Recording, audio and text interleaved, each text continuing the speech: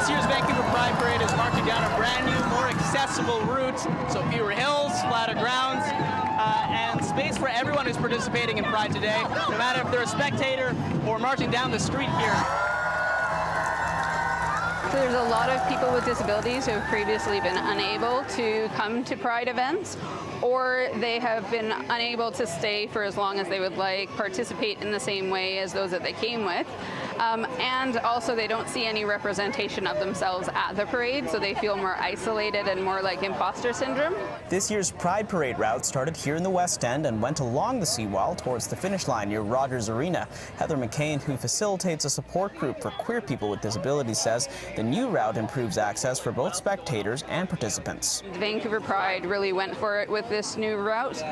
It's flatter, it has more green spaces for people such as neurodivergent people who get overwhelmed to kind of split off. The seawall is all the way along the route, so if people need to go down to the water, that's accessible. To see like this much space and to not have to like show up 7 hours early to actually get a spot that you can see is wild to me. Like it's not something I've ever experienced in my accessibility journey.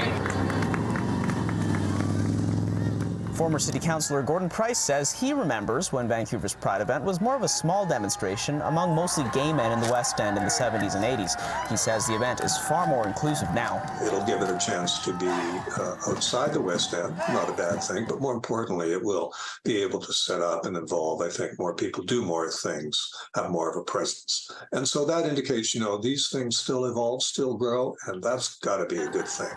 McCain says Vancouver Pride put themselves on the line since they knew some wouldn't be happy with the route changes. They hope that it acts as a model for other Pride organizations to be more accessible. When we started working with Vancouver Pride Society, they were really good at having accessibility for the spectators, but not for the participants.